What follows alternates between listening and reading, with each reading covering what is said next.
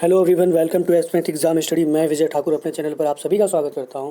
आज की हमारी क्लास जीके 1000 सीरीज़ जो चल रही है क्वेश्चंस की, उससे रिलेटेड है और पार्ट 2 दूंगा मैं आज। और ध्यान से देखिएगा और जितने भी क्वेश्चन आप कर पाए ये आपके लिए ही होगा। और कितने नहीं कर पा रहे हैं तो सेल्फ इवलेट करिए खुद को और खुद का मूल्यांकन करिए कि कैसे कितने क्वेश्चन आपसे हो पा रहे हैं और आने वाले एग्ज़ाम के लिए आप कितना तैयार हैं। जितने भी एग्ज़ाम 1-2 महीने में होने वाले हैं सभी के लिए ये समान रूप से उपयोगी है और बहुत इंपॉर्टेंट होने वाला है। कोई भी मैंने ग्रंथ नहीं ले रखा है जीके का। मेन क्वेश्चंस जो आने की संभावनाएं बनती हैं और व्यवहारिक क्वेश्चंस हैं जो आते रहते हैं और जो प्रीवियस ईयर एग्ज़ाम में कहीं ना कहीं आए हैं, वही क्वेश्चन उठा के मैं दे रहा हूँ आपको। काफ़ी इंपॉर्टेंट क्वेश्चन है, प्लीज़ लास्ट तक देखिएगा। और चैनल पर न्यू है तो प्लीज़ सब्सक्राइब कर दीजिएगा और चैनल न्यू है तो प्लीज़ सपोर्ट करिए और चैनल सब्सक्राइब कर दीजिएगा। बहुत इंपॉर्टेंट होने वाला है तो लास्ट तक वीडियो देखिएगा। काफ़ी नोट्स जो मैंने बनाए हैं अदर प्लेटफॉर्म से देख देख के इम्पॉर्टेंट, वही आपसे मैं शेयर करूँगा। काफ़ी इंपॉर्टेंट क्वेश्चन है, प्लीज़ इसे लास्ट तक वॉच करिएगा। आपके लिए काफ़ी हेल्पफुल होने वाला है ये आने वाले एग्ज़ाम्स के लिए। चलिए आज की क्लास स्टार्ट करते हैं।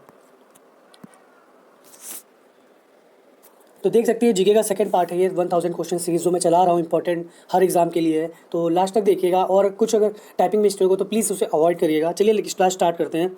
पहला क्वेश्चन है, भारत की सबसे चौड़ी नदी कौन सी है? तो भारत की सबसे चौड़ी नदी बात करें तो ब्रह्मपुत्र है। ब्रह्मपुत्र नदी है सबसे चौड़ी भारत की। चलिए नेक्स्ट क्वेश्चन देखते हैं। भारत में डेल्टा बनाने वाली नदियाँ कौन सी हैं? तो ये कावेरी गंगा महानदी है जो भारत में डेल्टा बनाती है। चलिए नेक्स्ट क्वेश्चन देखते हैं। दक्षिण भारत में कौन सी सबसे लंबी नदी है? तो गोदावरी नदी है, इसे ही बूढ़ी गंगा भी कहा जाता है। चलिए नेक्स्ट क्वेश्चन देखते हैं। बिहार में बहने वाली नदियों में से किसका उद्गम अमरकंटक में है? तो सोन नदी है ये, जिसका अमरकंटक में होता है उद्गम, सोन नदी। चलिए नेक्स्ट देखते हैं।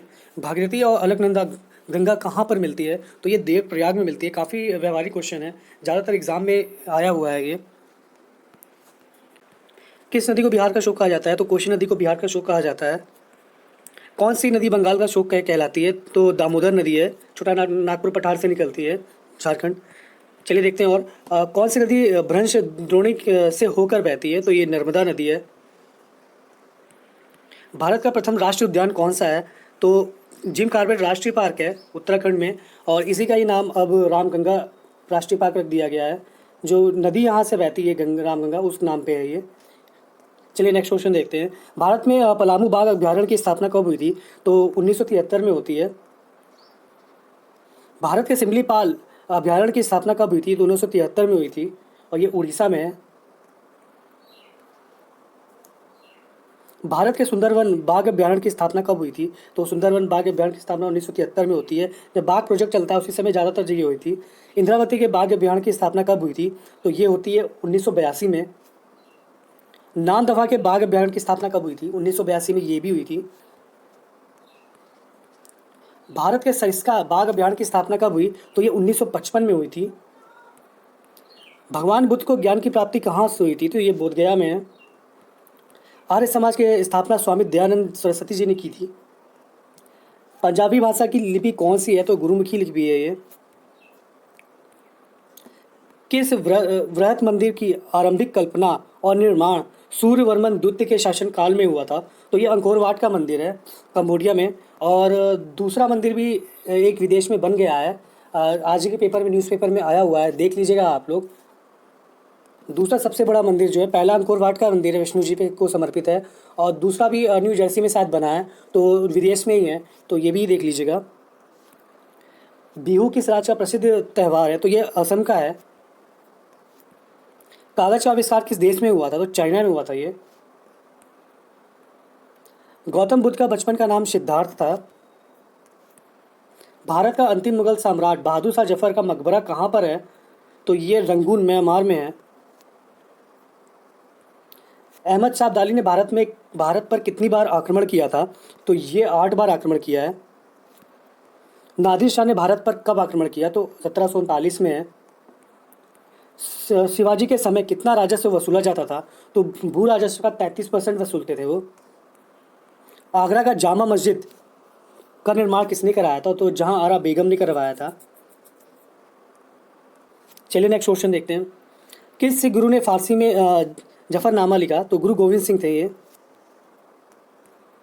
गुरु नानक का जीवन परिचय किस सिख गुरु ने लिखा? तो गुरु अर्जुन देव ने लिखा था ये। औरंगजेब के शासनकाल में बंगाल का नवाब कौन था? तो मुर्शिद कुली खां था ये। सारे क्वेश्चन इंपॉर्टेंट व्यवहारिक है और एग्जाम में आए हुए हैं और एग्जाम में आने की संभावना बनती है वही है। शिवाजी की मृत्यु कब हुई थी? शिवाजी का एक वो पूछा जाता है जन्म और एक मृत्यु। तो जो जन्म है शिवानेर की उसमें हुई थी और जो मृत्यु है वो देख सकते हैं 12 अप्रैल 1680 में हुई थी। औरंगजेब ने बीबी का मकबरा का निर्माण कब करवाया था? तो 1679 में कराया था। 1679 1679। सामूगढ़ का युद्ध कब हुआ? तो सामूगढ़ का युद्ध 1658 में हुआ था। 1658। हैदर अली मैसूर का शासक कब बना था? तो 1761 में बना था ये। नादिर शाह कहाँ का शासक था? तो नादिर शाह जो था ईरान का शासक था। माधवराव नारायण पेशवा कब बने थे? 1761 में बने थे। कुछ क्वेश्चन ऐसे हैं जो आप शायद पहली बार देख रहे होंगे या सुन रहे होंगे। गुरु गोविंद सिंह ने खालसा पंथ की नींव कब डाली थी? तो 1699 में डाली थी उन्होंने। 1699। किस गुरु ने विद्रोही मुगल राजकुमार की सहायता धन मन से की थी? तो गुरु अर्जुन देव हैं। इन्हें जहांगीर द्वारा फांसी दे दी गई थी। सैयद बंधुओं का पतन किसके समय में हुआ था? तो मोहम्मद शाह के समय में हुआ था। फारूक सियार किसके सहयोग से मुगल बादशाह बना था? तो सैयद बंधु के द्वारा बना था ये। माउंट आबू में कौन सा मंदिर जैन धर्म का प्रसिद्ध धार्मिक स्थल है? तो दिलवाड़ा का मंदिर प्रसिद्ध है वहाँ पे। दिलवाड़ा का जैन मंदिर आप इस नाम से फेमस है। बिंबिसार अजातशत्रु किस वंश के थे? हर्यक वंश के थे और इन्हें पितृ हंता वंश भी कहा जाता है क्योंकि सब एक दूसरे के पापा को मार के गद्दी पे बैठे थे। नंद वंश की स्थापना कब और किसने की थी? तो नंद वंश की स्थापना 382 ईस्वी पूर्व होती है और महापद नंदा ने की थी। सिकंदर ने 326 ईस्वी पूर्व में पोरस को किस युद्ध में हराया था? तो हाइडेस्पीस युद्ध था। हाइडेस्पीस। मौर्य साम्राज्य का संस्थापक कौन था? तो चंद्रगुप्त मौर्य। अजात अर्थशास्त्र पुस्तक किसने लिखी थी? तो कौटिल्य का अर्थशास्त्र है नाम से इन्होंने लिखी है। विष्णुगुप्त। चंद्रगुप्त मौर्य के शासनकाल में कौन सा यूनानी यात्री आया और उसने इंडिका पुस्तक लिखी? तो ये मेगास्थनीज था। अशोक ने कलिंग युद्ध किस वर्ष लड़ा था? तो 261 ईसा पूर्व लड़ा था। मौर्य साम्राज्य का अंतिम राजा कौन था? बैदरथ था ये। 78 ईस्वी में शक युग की स्थापना किसने की थी? तो ये कुषाण राजा कनिष्क थे। सबसे प्रतापी राजा माना जाता है इन्हें उस समय का।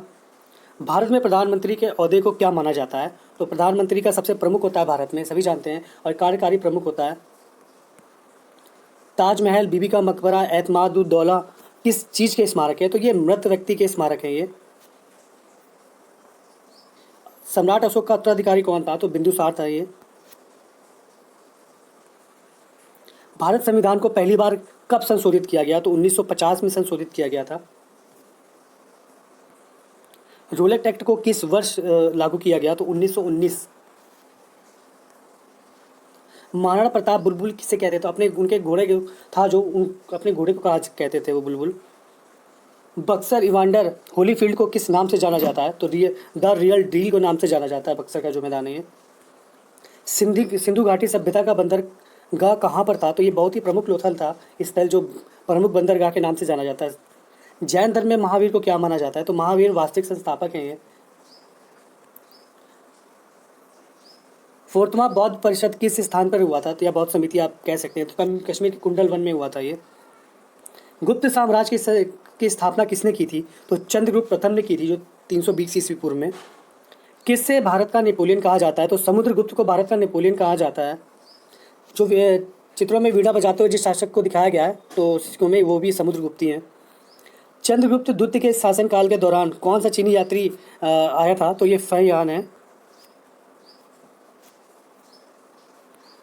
आर्यभट्ट और कालिदास किसके दरबार में प्रतिष्ठित व्यक्ति थे? तो ये बहुत इंपॉर्टेंट क्वेश्चन है। किसके दरबार में कौन था ये जरूर पूछा जाता है। चाणक्य हो गया, आर्यभट्ट तो लिखा ही है, और भी काफ़ी है, नागार्जुन हो गए, सब किसके शासनकाल में दरबारी थे ये पूछा जाता है। भारत पर आक्रमण करने वाला किस ईरानी शासक को ईरान का नेपोलियन कहा जाता है? तो नादिर शाह है ये। किस राज्य के शासक नवाब वजीर कहलाते थे? तो अवध के शासक कहलाते थे ये। आदि ग्रंथ का समायोजन किसने किया था? तो गुरु अर्जुन देव ने किया था ये। मोती मुख्य रूप से किस पदार्थ का बना होता है? तो कैल्शियम कार्बोनेट का होता है। मानव शरीर में सबसे अधिक मात्रा में पाया जाने वाला तत्व कौन सा है? तो ये ऑक्सीजन है। किस प्रकार के ऊतक शरीर के सुरक्षा कवच का कार्य करते हैं? तो एपिथेलेमस ऊतक है ये। किस वैज्ञानिक ने सर्वप्रथम बर्फ के दो टुकड़ों को आपस में घिस कर पिघला दिया था? तो ये डीवी वैज्ञानिक हैं। सबसे अधिक तीव्रता की ध्वनि कौन उत्पन्न करता है? तो बाघ है। जितनी तेज चिल्लाता है सब जानते हैं, कई किलोमीटर तक सुनाई देती है आवाज़। सूर्य ग्रहण के समय सूर्य का कौन सा भाग दिखाई देता है? तो किरीट नाम से है वो दिखाई देता है। टाइपराइटर टंकण मशीन के आविष्कारक कौन थे? तो ये सोल्स हैं। सोल्स। सिरका को लैटिन भाषा में क्या कहा जाता है? तो एसीटियम कहा जाता है इसे। चलिए नेक्स्ट क्वेश्चन देखते हैं। कपड़ों से जंग के धब्बे हटाने के लिए किसका प्रयोग किया जाता है? तो ऑक्सैलिक एसिड का प्रयोग किया जाता है, ऑक्सैलिक अम्ल। गन्ने में लाल सड़न रोग किसके कारण उत्पन्न होता है? तो ये कवकों द्वारा उत्पन्न होता है। कभी देखेंगे गंदे लगे रहते हैं, नीचे जड़ से सड़ना स्टार्ट करते हैं, लाल लाल लाल। कॉमन होगा जो खेती से रिलेटेड है उसके लिए, उनको तो आराम से पता होगा। आम का वैज्ञानिक नाम क्या है? तो मैग्नीफेरा इंडिका है। चलिए नेक्स्ट क्वेश्चन देखते हैं। कॉफ़ी पाउडर के साथ मिलाए जाने वाला चिकोरी चूर्ण किससे प्राप्त होता है? तो ये जड़ों से होता है। सूर्योदय का देश किसे कहा जाता है? तो ये जापान को कहा जाता है। क्योंकि सूर्योदय सबसे पहले सब जानते हैं पूर्व में होता है, और जब इधर से बढ़ते रहते हैं तो जापान पहले पड़ जाता है। बांग्लादेश की राजधानी क्या है? तो ये ढाका है। रिक्शा सबसे पहले किस देश में चली थी या चलाई गई थी? तो ये जापान है। वानखेड़े स्टेडियम कहाँ स्थित है? तो मुंबई में है। सबसे बड़ा स्टेडियम नरेंद्र दामोदर दास मोदी अहमदाबाद में है।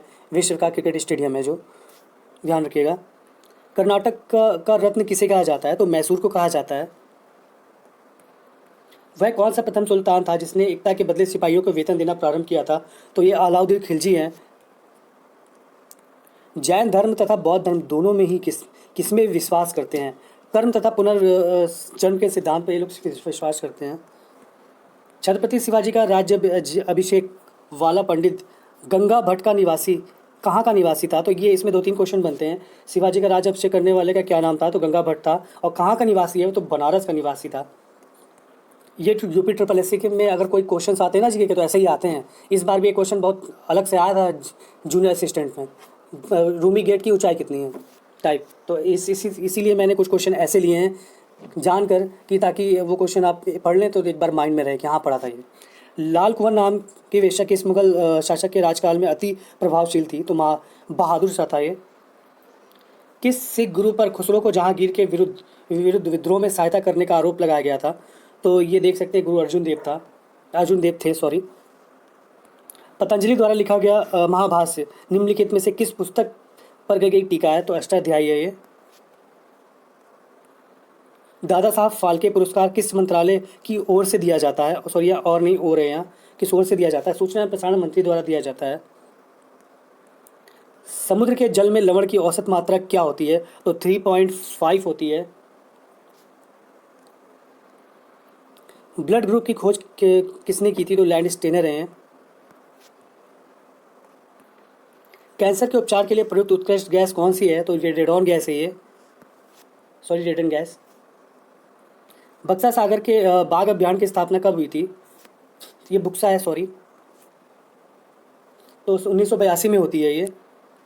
नागार्जुन सागर के बाघ अभ्यारण्य की स्थापना कब हुई थी? तो 1982।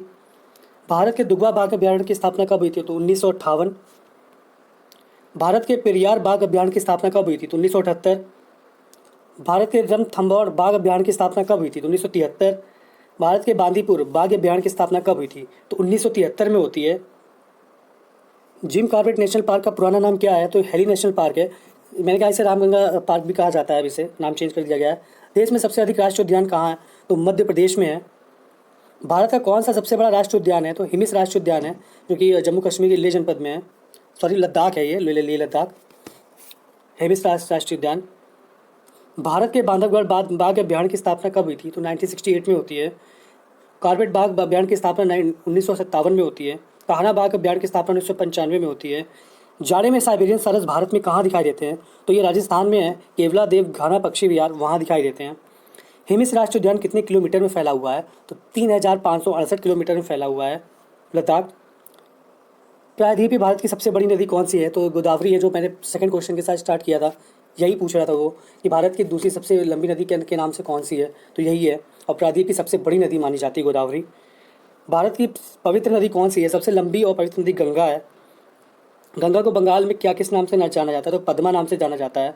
गंगा एवं ब्रह्मपुत्र की संयुक्त जलधारा किस नाम से जानी जाती है? तो मेघना कहा जाता है इसे। सांगपो नदी किस राज्य से होकर भारत में प्रवेश करती है? तो इसे ही सांगपो नदी को आप ब्रह्मपुत्र नदी कहते हैं, जो कि अरुणाचल प्रदेश से होकर निकलती है और तिब्बत के एक पठार है वहाँ से निकलती है नदी है। भारत की कौन सी नदी सुंदरवन डेल्टा बनाती है? तो ये गंगा एवं ब्रह्मपुत्र नदी है। तो ये आज के कुछ क्वेश्चन थे, जो कि 1000 क्वेश्चन सीरीज़ का सेकंड पार्ट था। अगले क्वेश्चंस भी मैं बहुत जल्दी नोट्स बना के फिर आपसे शेयर करूँगा। और कोई भी थोड़ी बहुत मिस्टेक होती है तो प्लीज़ इसे अवॉइड करिएगा। टाइपिंग मिस्टेक हो जाती है तो या फिर मिसप्रिंट हो जाता है, तो कोई वर्ड नहीं लिखा है, अधूरा है तो। और चैनल पर तो प्लीज़ सब्सक्राइब कर दीजिएगा, चैनल न्यू है और मैं आपके लिए फ़ायदेमंद होगा। जीके की सीरीज़ है, आने वाले एग्ज़ाम के लिए बहुत इंपॉर्टेंट है, ज़रूर देखिएगा, लास्ट तक देखिएगा। आज के लिए इतना ही, मिलते हैं नेक्स्ट वीडियो में बहुत जल्दी। धन्यवाद।